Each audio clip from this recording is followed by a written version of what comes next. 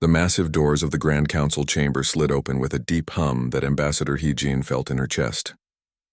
She stepped forward onto the floating platform, her boots making soft clicks against the metal.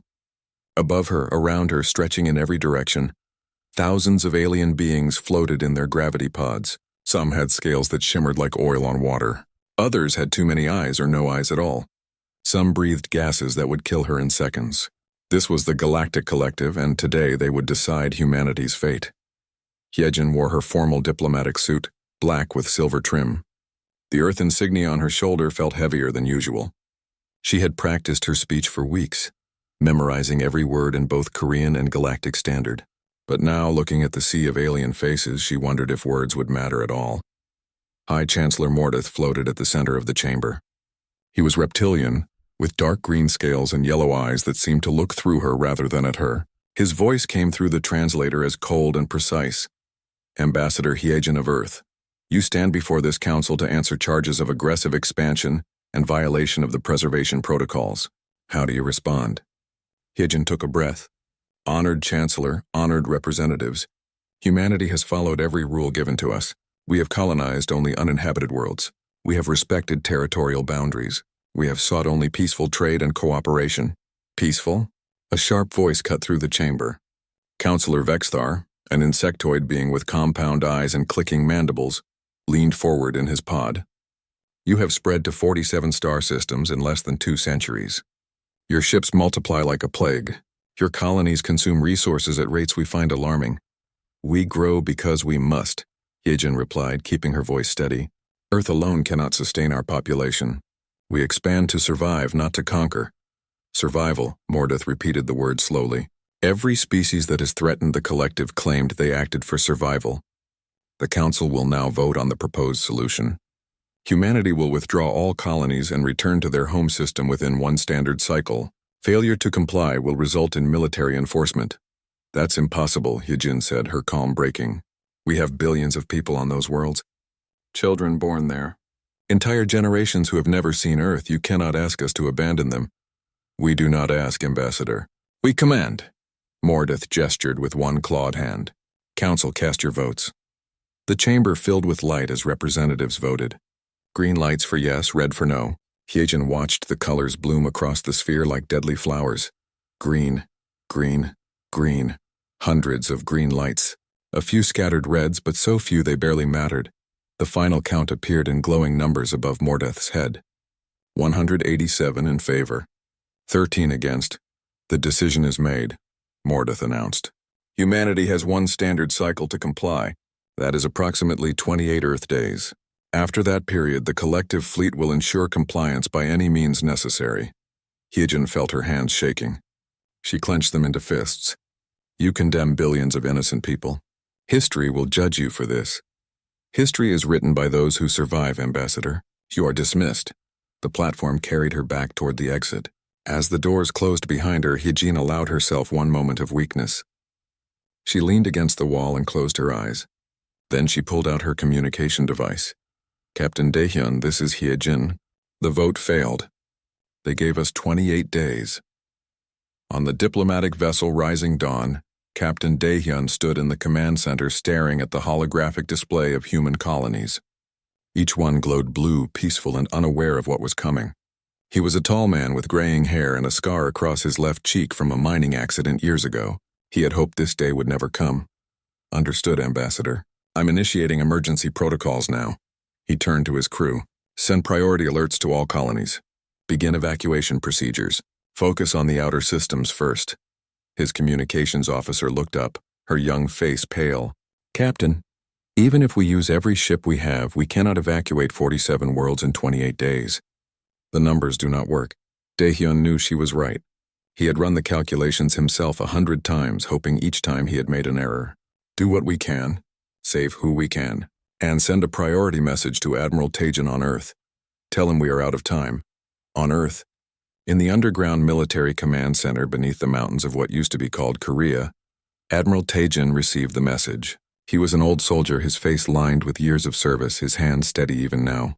Around him, junior officers waited for orders. The holographic display showed their fleet strength. 312 warships, Against the collective's estimated 50,000, sir, his second-in-command asked quietly. What are your orders? Taejin looked at the display for a long moment. He thought about his daughter who lived on New Jeju Colony, his grandchildren who had never breathed Earth's air.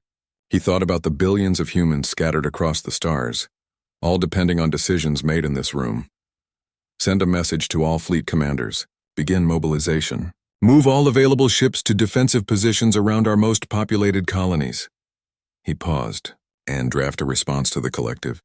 Tell them we will not abandon our people. If they want our worlds, they will have to take them by force. Sir, that means war. We cannot win against the entire collective. No, Taejin agreed. We probably cannot. But we can make them pay for every world they take. We can show them that humans do not surrender easily. He turned to face his officers. Our ancestors survived ice ages and plagues. They survived wars that should have destroyed them. They walked on the moon when everyone said it was impossible. We carry that blood, and if the collective wants to destroy us, they will learn what it costs to fight a species that refuses to die. The orders went out across faster-than-light communication channels. On 47 worlds, sirens began to wail. Civilians rushed to spaceports. Children cried in their parents' arms. Ships lifted off in streams, carrying as many as they could hold. But even as the evacuation began, everyone knew the truth. Most would not make it. Most would still be there when the collective fleet arrived. In his quarters, Admiral Taejin recorded a message for his family. He told his daughter he loved her. He told his grandchildren to be brave. Then he deleted the message without sending it. What was there to say? Instead, he returned to the command center and began preparing for the war he knew they could not win. Ambassador Hyejin boarded the Rising Dawn and stood at the viewport, looking out at the stars. Somewhere out there, the collective fleet was already moving. Somewhere out there, humanity's future hung by a thread. They fear us, she said quietly to Captain Daehyun, who had joined her at the window. That is why they do this. They see how fast we grow, how quickly we adapt, and it frightens them. Then perhaps, Daehyun replied, we should give them something real to fear. The deadline came and went. Humanity did not withdraw. Admiral Taejin had broadcast his response to the collective in clear language that left no room for misunderstanding. We will not abandon our people. If you want war, you will have it. The collective's answer arrived 3 days later at New Jeju Colony. Commander Minho sat in the cockpit of his fighter, watching the radar screen. 24 fighters under his command. That was all New Jeju had for defense.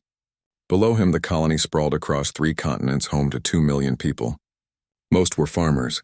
They grew rice in fields that stretched to the horizon, using techniques passed down through generations but adapted for the alien soil. Contact, his sensor officer called out.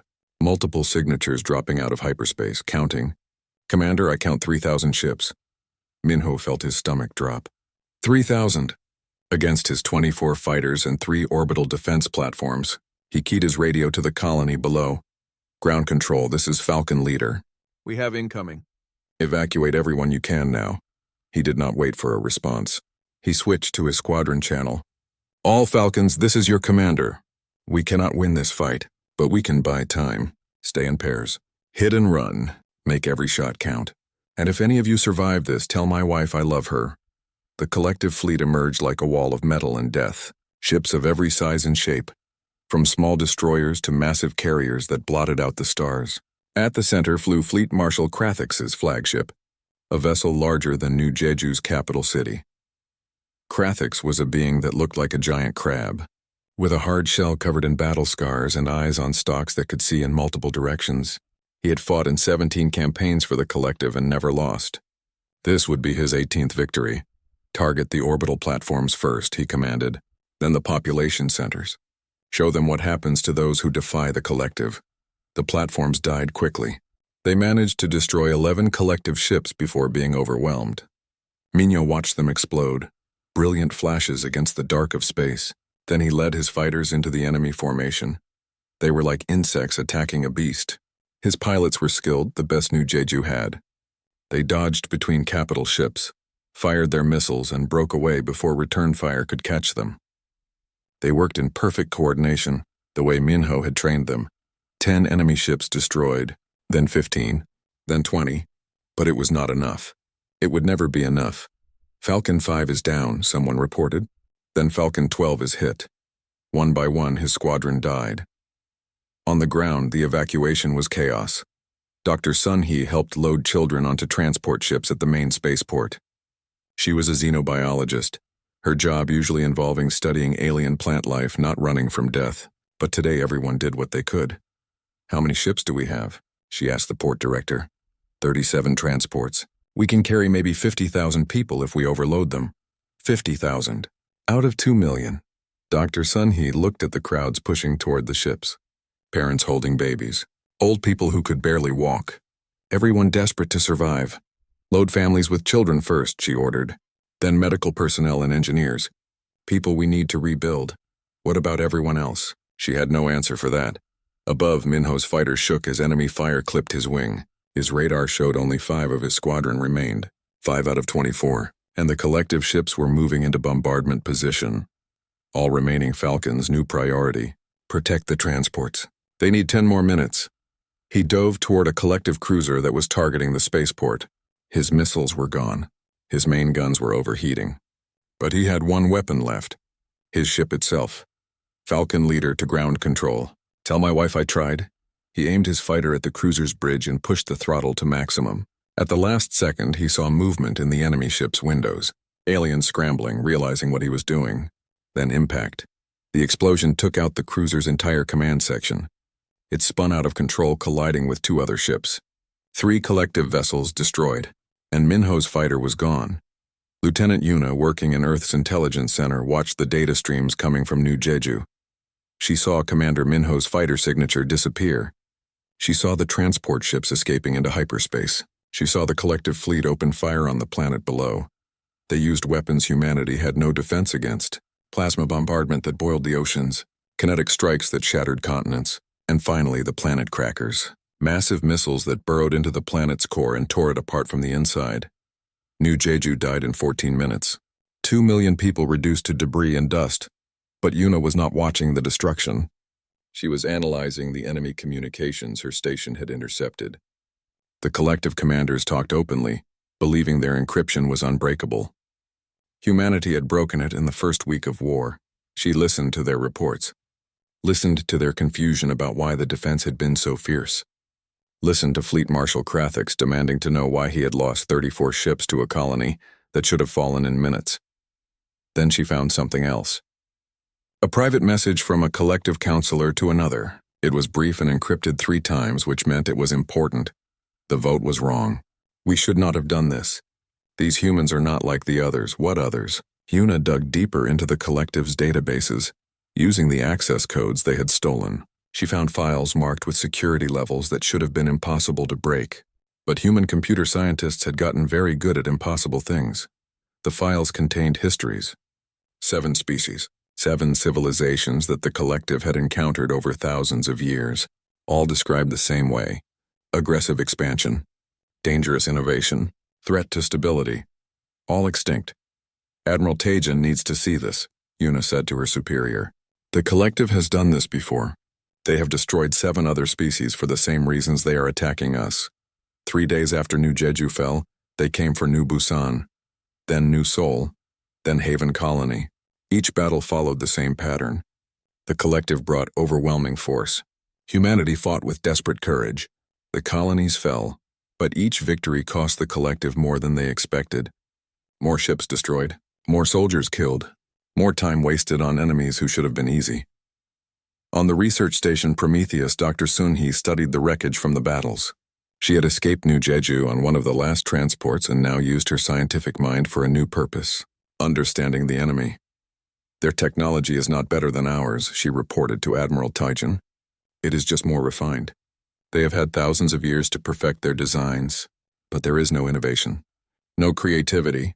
They build the same ships their ancestors built, just slightly improved." "Can we use that?" Tajan asked. "Maybe. Their shields operate on specific frequencies. Their hull plating uses a crystalline structure. If we can find the weaknesses, we can build weapons to exploit them." "How long?"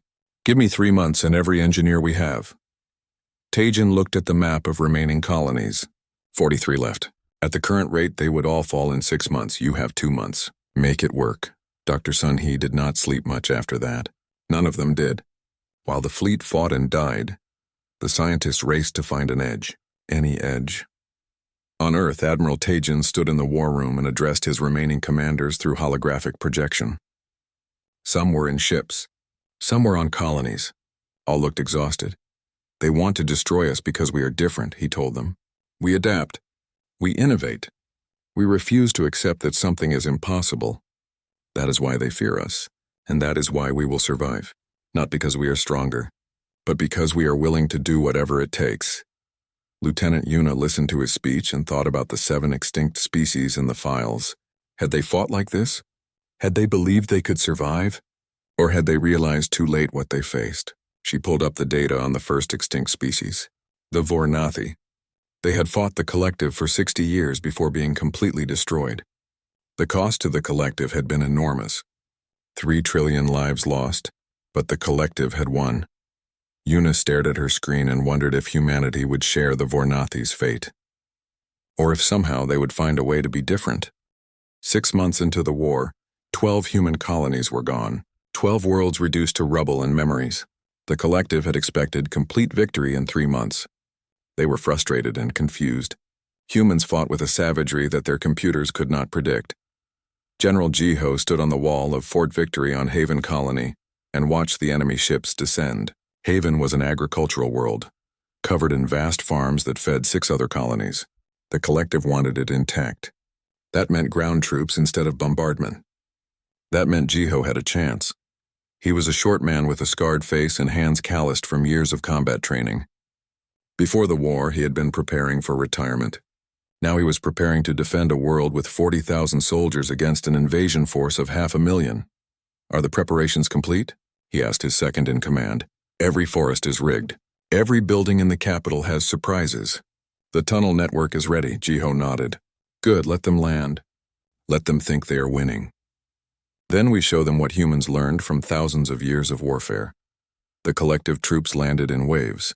They were professional soldiers from a dozen different species. Some walked on 2 legs, some on 4. Some flew. All were confident. They had fought hundreds of campaigns. Ground combat against primitives was easy. The first units moved into the forests outside the capital city. The trees here grew tall and thick, their canopy blocking out the sun. Perfect for ambushes. The traps started immediately. Pitfalls covered with leaves opened under marching feet. Explosive charges hidden in tree trunks detonated when sensors detected movement. Fallen logs rolled downhill, crushing soldiers beneath them. The collective troops fell back and called for air support. The gunships came in low, searching for targets. They found none. The humans had vanished into the earth itself, into tunnels dug over months of preparation. Commander Thelsar watched from his command ship in orbit. He was an avian being covered in blue feathers with sharp eyes that missed nothing. This was his first ground campaign. He had expected it to be straightforward. How many casualties? He asked his tactical officer.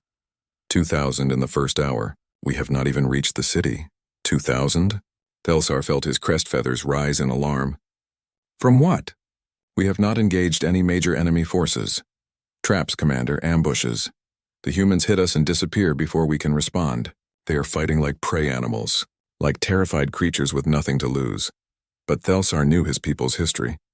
His species had evolved from prey birds on a world full of predators. He knew how prey fought when cornered. This was not that. This was something else. This was calculated hunting. In the tunnels beneath Haven, General Jiho monitored the battle through cameras hidden throughout the forest. His soldiers moved in small teams, striking fast and vanishing. They used the terrain like a weapon. They turned the collective's strength against itself. Team 7, enemy column approaching your position. Wait until they are in the ravine. Understood, General. He watched the alien soldiers march into the narrow valley, watched his people trigger the charges on both sides. Watched tons of rock bury the enemy column. Team 7, withdraw to Checkpoint Delta. Good work. This was not honorable warfare. This was not the clean battles shown in old movies. This was survival.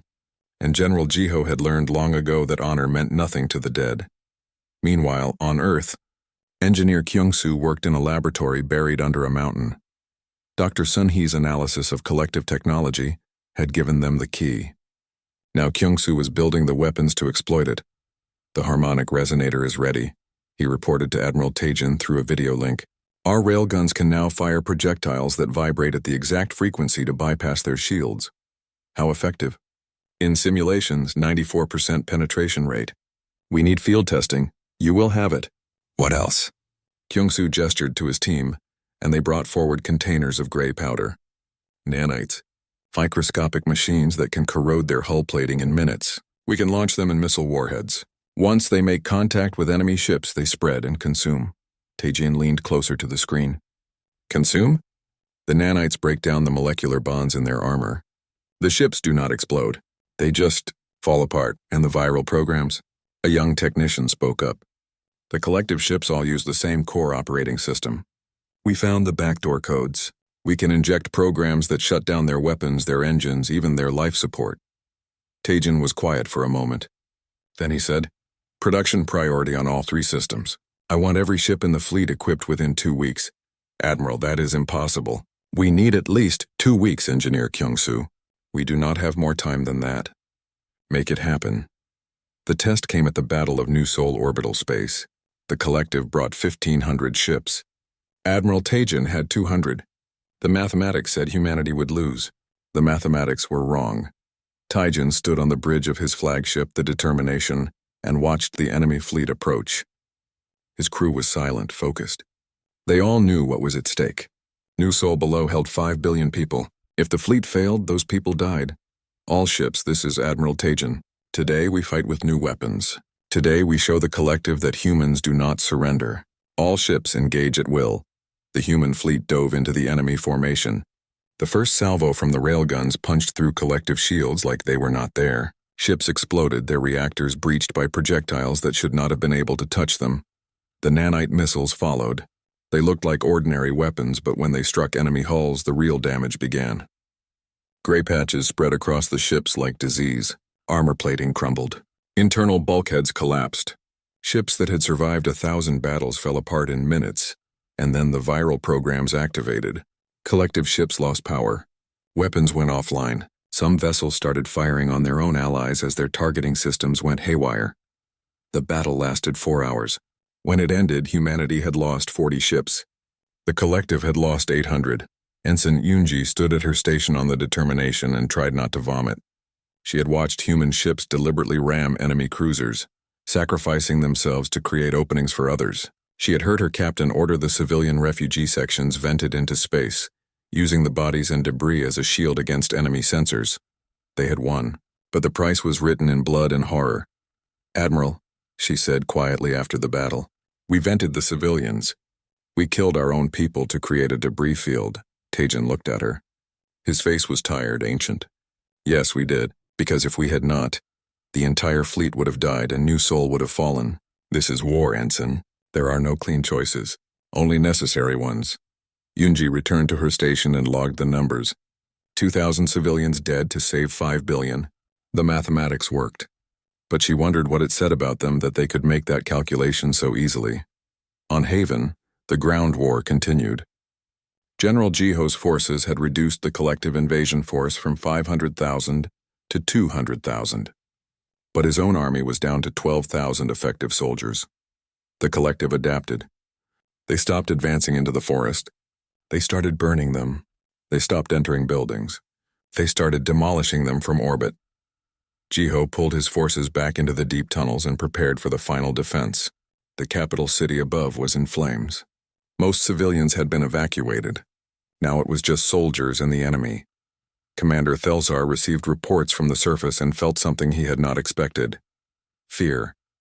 His people were winning, slowly grinding down the human resistance.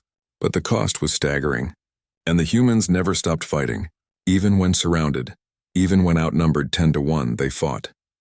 He pulled up the combat footage from one battle. A squad of 5 human soldiers trapped in a building facing 200 collective troops. The humans could have surrendered. Instead, they detonated explosives that brought the building down on everyone, killing themselves and taking 60 enemy soldiers with them. Why? Thelsar asked his aide. Why do they do this? Intelligence reports say they are fighting for their families, for their homes. We all fight for something. But this is different. This is... He searched for the word. This is the behavior of cornered predators, not civilized beings. He opened a private channel and sent an encrypted message to someone back in collective space. The message was brief. We need to talk. These humans are not what we thought, and I fear what we are creating. The response came hours later. Agreed. Preparations are being made. Admiral Taijin studied the reports from Haven. General Jiho would hold for perhaps another month, maybe 2 if they were lucky. But the planet would fall eventually. Yet the Battle of New Sol orbital space had changed something. The collective knew now that humanity could hurt them, could beat them. The war was not the easy victory they had expected. Sir, Lieutenant Yuna entered his office. We have intercepted communications between collective ships. There is dissent in their ranks. Some species are questioning the war. Some are demanding to know why the casualties are so high. How high? Current estimates put collective losses at 50,000 ships and 15 million ground troops. 18 months of war. The counting had become a grim ritual. 18 months since the collective declared war. 15 colonies lost, 300 billion lives on both sides, and no end in sight. High Chancellor Mordeth sat in his private chamber on the collective capital world and reviewed the casualty reports. The numbers made no sense. Humanity controlled less territory than when the war began, yet they were not broken. Every colony they lost became a recruiting tool. Every defeat made them fight harder.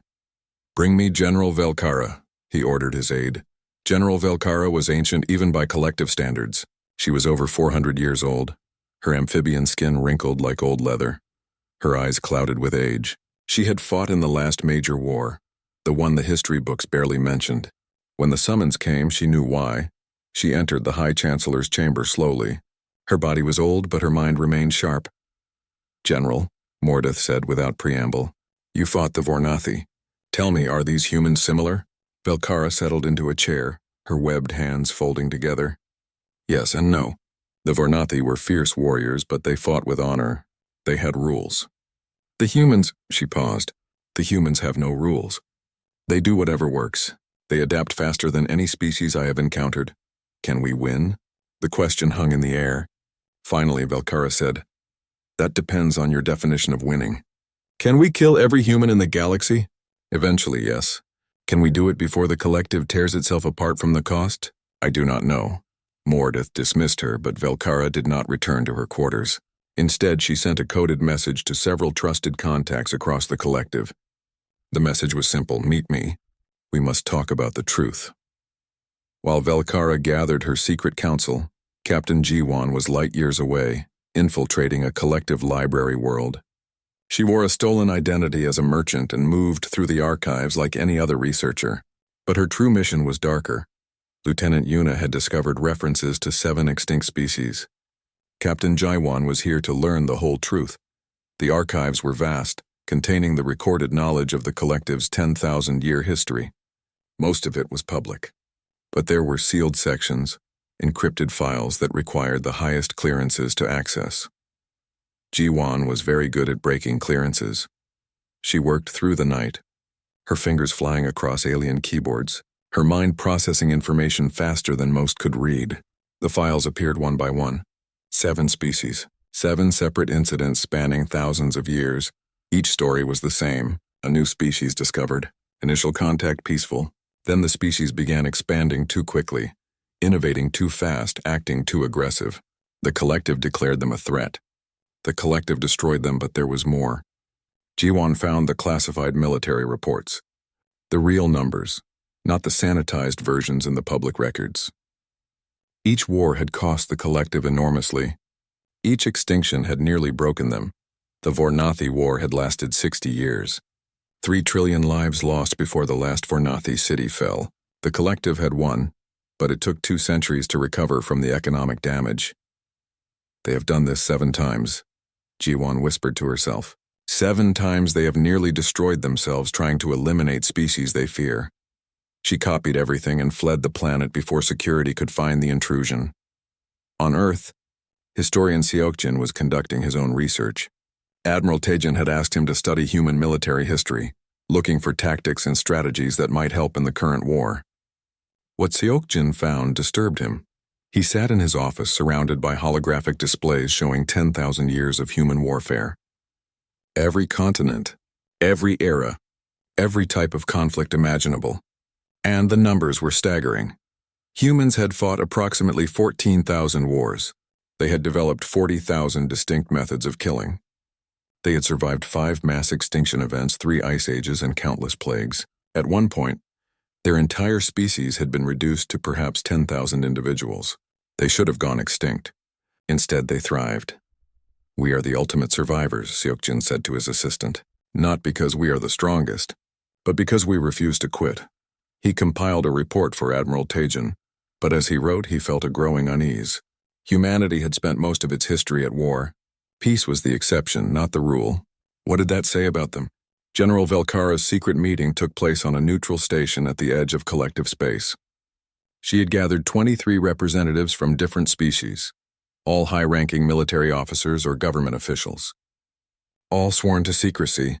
Commander Thelsar was among them, his blue feathers ruffled with anxiety.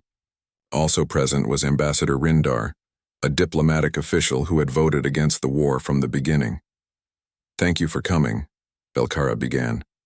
"I have called you here because we are making a catastrophic mistake. This war with humanity must end." "End?" one officer protested. "We are winning. Slowly, yes, but winning." "Are we?" Velkara activated a holographic display. "I have analyzed the data from all 15 colony battles. Yes, we have taken those worlds. But look at the cost. At the current rate of attrition, the collective military will be at 50% strength in 3 years. Meanwhile, human industrial capacity is increasing. They are building weapons faster than we can deploy countermeasures."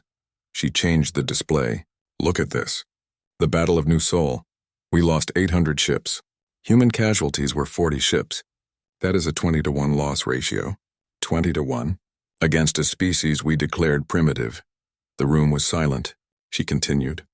"I have seen this before. The Vornathi fought like this: adaptation, innovation, absolute refusal to surrender. We killed them all, but it cost us 3 trillion lives and nearly destroyed the collective.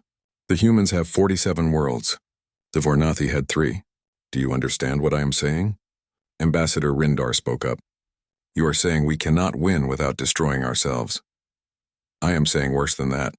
I am saying that even if we destroy Earth, even if we kill every human on their homeworld, the survivors will not forgive.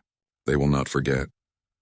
They will spend the next century, the next millennium if necessary, hunting us across the galaxy, and they will win because we will have taught them to be monsters." Commander Thelsar stepped forward. "I have fought on the ground at Haven. I have watched human soldiers choose death over surrender. Not because they are brave, because they are terrified of what we will do to their families. We have made them desperate, and desperate predators are the most dangerous kind." Velkara pulled up more data. "I have studied Earth's history. Their homeworld has a gravity 20% higher than most habitable planets. Their weather systems are violent. Their extinction events are legendary. Do you know what lives on Earth? Apex predators that weigh 800 kilograms, reptiles with jaws strong enough to crush metal, ocean predators that can swallow a human whole." She showed images of lions, bears, crocodiles, sharks. The representatives recoiled. Such creatures did not exist on civilized worlds. "Humans evolved on a death world," Velkara continued. "They were never the strongest or fastest. They won through endurance and intelligence. They persistence hunted animals, chasing them for days until the prey collapsed from exhaustion. They threw sharp sticks. They created fire. They domesticated wolves and turned them into weapons." Another image appeared. A human and a dog standing side by side. They befriended apex predators, turned them into loyal companions. "What species does that?" She changed the display again. "They developed nuclear weapons in 1945. They reached their moon in 1969. 24 years from splitting the atom to walking on another celestial body. For context, it took my people 800 years to make that same journey." Velkara let that sink in, then delivered the final blow. "And here is the most terrifying fact. From 1945 until recently, humans had enough nuclear weapons pointed at themselves to destroy their own civilization dozens of times over. They called it mutually assured destruction. For 50 years they lived under the threat of self-extinction, and they chose not to use those weapons. They showed more restraint than we are showing now. The room erupted in arguments. Some refused to believe. Others demanded to know what she proposed. Velkara raised her hand for silence. We have 3 choices. First, total extermination. Kill every human everywhere. This will cost us everything we have built. The collective will collapse under the economic and military strain. Second, continue as we are. Slowly grind them down while they slowly grind us down until both civilizations are broken. Or third, peace, immediately, before they fully weaponize their industrial capacity and turn us into their enemy forever. The High Chancellor will never agree to peace, well, someone said. Then we remove the High Chancellor, Ambassador Rindar said quietly. Legally, through a vote of no confidence. If we present the evidence, if we show the true cost of this war, we can force a change in leadership. Commander Thelsar added, I will make contact with human forces. Open a back channel for negotiation. But we must act quickly. I have seen the reports from their research stations. They are developing weapons we cannot imagine. If we give them much more time, they will have the means to strike back at our core worlds. Velkara nodded. Then we are agreed. We work for peace. The message came through secure channels at 3 a.m. Earth time. Admiral Tajin was still awake, as he always was these days. Sleep felt like a luxury he could not afford while billions depended on his decisions. Admiral, we are receiving a transmission from an unidentified collective vessel. They claim to be a peace delegation. They are requesting permission to enter Earth space. Tajin stood slowly from his desk. A peace delegation? Or a trick? Unknown, sir. But they are broadcasting on all frequencies. The entire galaxy will know if we refuse to meet them. Very well. Grant them safe passage. But keep every defense system locked on their ship. One wrong move and we turn them to dust. 3 days later, in the rebuilt city that was once Geneva, Tajin stood in a conference room 3 kilometers underground. The room was plain concrete and steel. No decorations. No comforts. Just a table and chairs. President Hansu sat beside him, along with Ambassador Hyejin and General Jiho, who had finally been evacuated from Haven before it fell.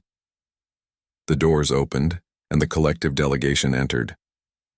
Commander Thelsar came first, his blue feathers pressed close to his body in a sign of submission. Behind him walked General Velkara, moving slowly on legs that had seen 4 centuries of war. 3 other aliens followed, species Tajin did not recognize. Thank you for seeing us, Velkara said, her translator rendering the words in Korean out of respect. I am General Velkara.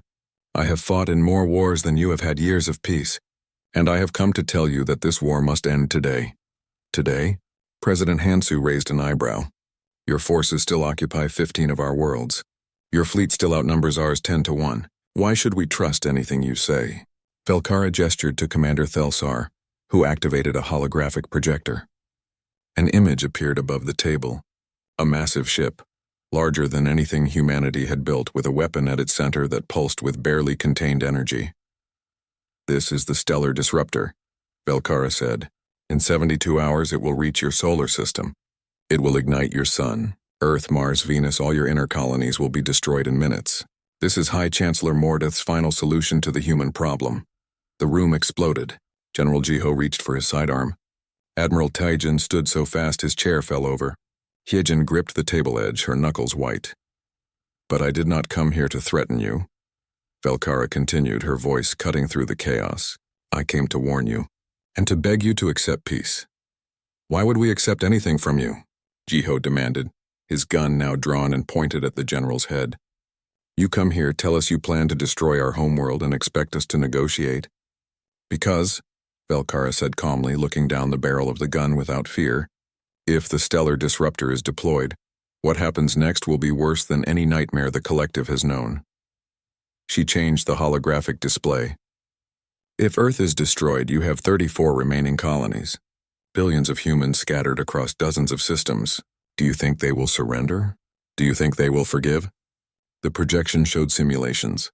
Human ships attacking collective worlds, not with precision strikes, with weapons of mass destruction, biological warfare, nanite plagues that consumed entire cities, kinetic bombardments that cracked planets, antimatter bombs that left nothing but radiation. Your engineer Kyungzu has created weapons that terrify my military analysts, Velkara continued. In 18 months, your species has developed 23 new weapon systems. It took the collective 2,000 years to develop that many. You innovate like nothing we have ever seen. She showed another simulation. If we destroy Earth, the surviving humans will have nothing left to lose. No homeworld to protect, no civilians to worry about. You will become a nomadic warrior culture with a single purpose: revenge. And you will be very, very good at it. The simulation showed the collective fragmenting over decades, species withdrawing, worlds falling. The great empire crumbling under endless guerrilla warfare. In 100 years, maybe 200, humanity will still exist. You will be fewer in number, but harder, colder, more ruthless. You will have learned from us how to fight a galactic war. And the collective? We will be a memory. President Hansu spoke, his voice tight with anger. Why are you telling us this? Why betray your own people? Velkara's ancient eyes met his. Because I have seen this before. 8,000 years ago, we fought a species called the Vornathi. We destroyed them for the same reasons we attack you now. They were too aggressive, too innovative, too dangerous. It took 60 years and cost 3 trillion lives. The collective nearly collapsed. We survived only because the Vornathi were confined to 3 star systems. You're already in 47. She leaned forward, her webbed hands flat on the table. But there is something I have never told anyone. Something I discovered in the classified archives after that war. The Vornathi never attacked us. They were exploring, trading, growing. Just as you were. We attacked them because we feared what they might become. Not what they were, but what they might be. The room was silent. Velkara continued, her voice heavy with guilt. I was a young officer then. I followed orders. I killed Vornathi soldiers. I killed their civilians. I killed their children. For 8,000 years I have lived with that knowledge. I will not commit genocide twice. I refuse. Commander Thelsar stepped forward. We represent 47 species within the collective who oppose this war. We are not the majority, but we are organized. If humanity agrees to a ceasefire, we can force a vote in the Grand Council. We can stop the stellar disruptor. But we need your cooperation. We need you to choose peace when you could choose vengeance. General Jiho still had his gun pointed at Velkara. And if we agree, what stops this from happening again? What stops the collective from attacking us in 10 years? 50 years, whenever they decide we are a threat again? Integration, Velkara answered. Not assimilation, integration. Humanity joins the collective as equals, not subjects. Your military innovations improve our defense. Your cultural perspective broadens our thinking. Your species shows us that apex predators can choose cooperation over conquest. The debate that followed lasted hours. The humans argued among themselves. Some wanted revenge. Some wanted peace. The weight of billions of lives pressed down on every word. Finally, Ambassador Hyagin spoke. She looked tired, older than her years. The war had aged them all. If we continue this war, we become the monsters they fear. We become the thing that destroys civilizations. But if we prove them wrong, if we show restraint when we could show fury, we change the galaxy forever. They killed billions of our people, Jiho said. Yes, and we killed millions of theirs. Where does it end? When does the revenge stop? When everyone is dead? President Hansu looked around the table at his advisors. At Tajin, who had commanded the fleet. At Jiho, who had fought on the ground. At Hyejin, who had tried diplomacy first. Then he looked at Velkara, this ancient being who had lived with genocide for 8,000 years. We will agree to a ceasefire, he said finally. But on these conditions, complete withdrawal of all collective forces from human systems, recognition of human sovereignty over all 47 colonies, immediate cessation of the stellar disruptor deployment, and full disclosure of what you did to the Vornathi and the other 6 species. The galaxy needs to know the truth. Velkara nodded slowly. Agreed. The truth should have been known long ago. The peace faction returned to collective space and did something unprecedented. They broadcast the truth to every world in the collective. The classified files. The genocide of 7 species over 10,000 years. The real costs of those wars.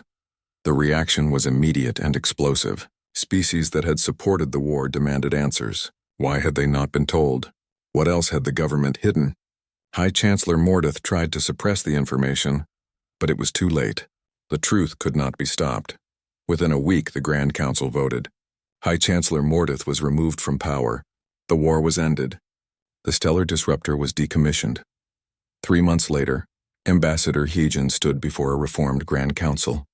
This time, humans sat among the representatives as equal members. She wore the same formal suit she had worn on that terrible day when war was declared. But everything had changed. We were told we were too dangerous, she began. Too aggressive. Too different. And perhaps we are. We come from a world that tried to kill us every day for millions of years. We evolved fighting for survival. War is in our history, in our bones. Every child learns about the battles our ancestors fought.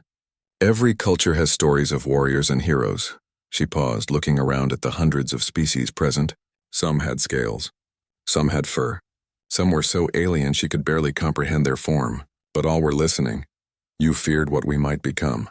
But look at what we chose to be. When your stellar disruptor threatened Earth, we had the power to respond with total war. Engineer Kyung-soo had developed weapons that would have shocked you. Weapons we never deployed because we hoped for peace. We chose restraint not because we were weak, but because we were strong enough to choose. Her voice grew stronger. You asked us to prove we were civilized. We did that by not destroying you when we had the chance. We are humanity. We can be your greatest threat or your greatest ally.